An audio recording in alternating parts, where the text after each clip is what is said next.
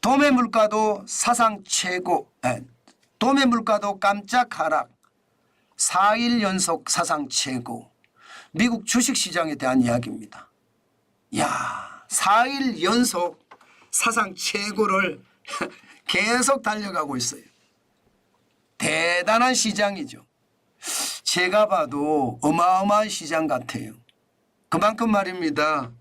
예, 시장의 분위기가 폭발했다, 환호한다, 난리 났다. 저는 이 표현이 맞는 것 같습니다. 오늘 도매 물가가 발표가 됐는데 그 내용을 보면 전월 대비해서 마이너스 0.2%까지 떨어졌습니다. CPI, 이거는 PPI거든요. CPI, 소비자 물가도 시장의 예측치보다가 떨어졌잖아요. 도매 물가도 시장의 예측치보다 떨어진 거예요.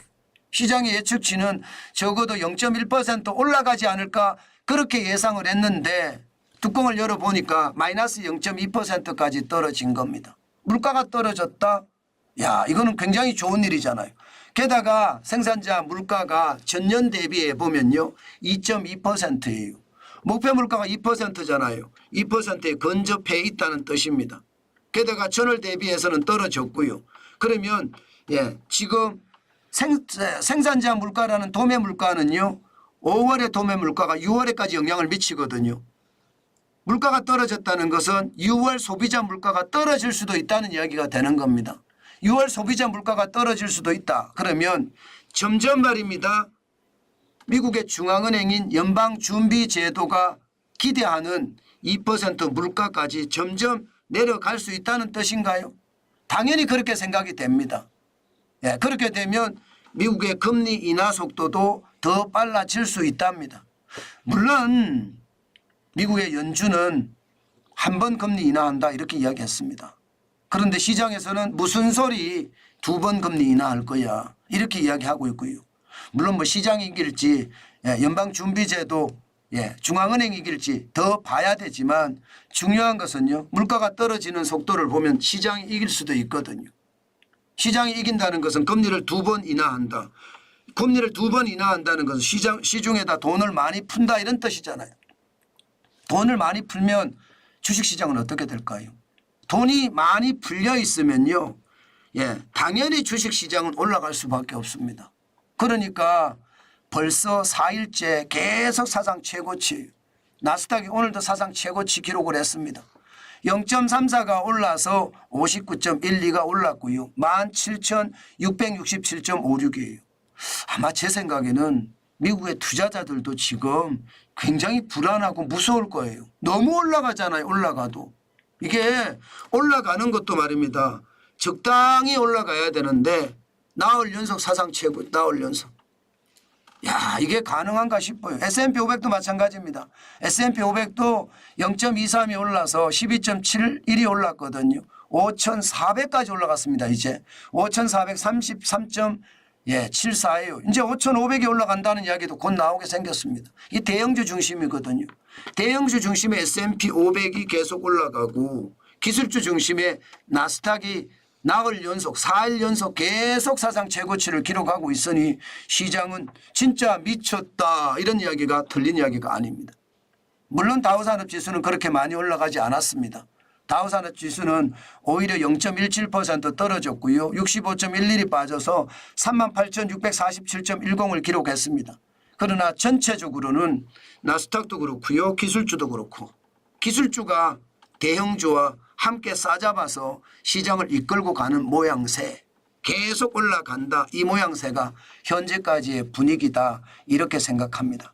여러분, 저는 시장이요 언젠가는요 무너질 때가 올 거라고 봅니다. 항상 조심하시라는 게 그 이야기거든요. 법비 지수가 190에 육박합니다. 189 189.9 이렇게 버핏 지수가 그렇게 미국 시장은 많이 올라가 있거든요.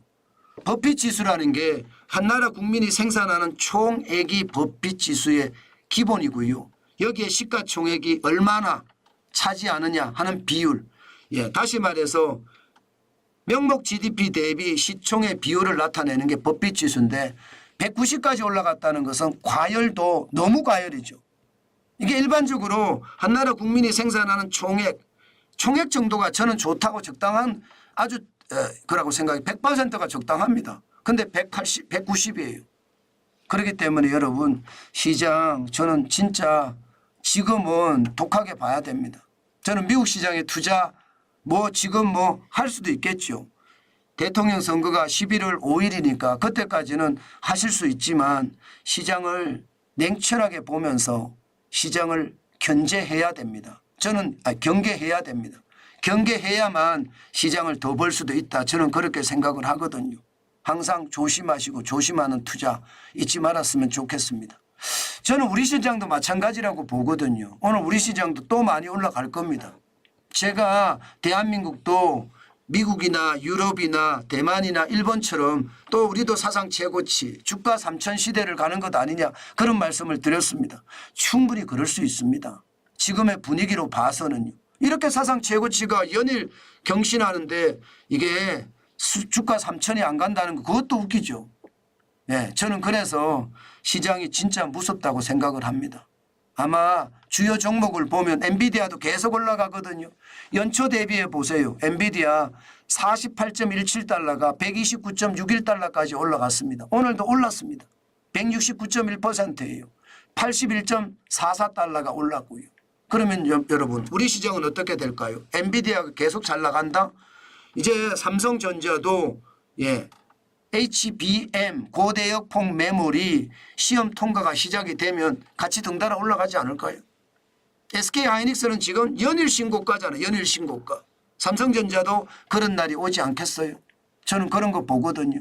시장에 대한 어떤 평행선이라고 해야 되나요? 동행선이라고 해야 되나요? 저는 그런 게 올 수도 있다고 봅니다. 그래서 유심히 봐야 되고요. 애플은 제가 앞으로 제가 만약에 투자를 한다면 애플 주식을 가장 먼저 살 겁니다. 애플 주식을. 지금은 아니지만 애플 주식을 가장 먼저 사고요. 또 애플에 대한 어떤 투자를 계속해서 지금 삼성전자에 투자하듯이 가장 핵심으로 보면서 투자를 하려고 합니다. 지금 지난 4월 19일에 165달러가 6월 13일에 214.24달러까지 올라갔거든요. 제가 이때 4월 19일에 165달러까지 떨어졌을 때 제가 공부를 굉장히 많이 해서 여러분들에게 이거를 분석한 그래프를 보여드렸습니다. 아마 그때 애플을 사신 분들은 지금 많이 벌었을 거예요. 아마 저는 앞으로도 미국 주식시장도 당연히 보려고 생각하거든요. 한국 주식은 사고 팔지 못합니다. 왜냐하면 선행매매 위험 때문에 저는 사고 팔지 못하는데 미국 시장은 투자할 수 있으니 사고 팔 수가 있으니 저는 한번 보려고 생각합니다. 앞으로도 애플에 대한 시장은 계속해서 짚어볼 생각입니다. 또한 말입니다. 테슬라도 저는 굉장히 유심히 보고 있거든요. 지난 4월 22일에 142.05달러까지 떨어진 적도 있습니다. 그 당시에 제가 뭐라고 했나 하면 2023년 1월 3일에 108.1달러까지 떨어졌는데 그 정도 떨어지면 테슬라 한 주 사겠다 그런 이야기 했었잖아요. 지금은 182.47달러예요.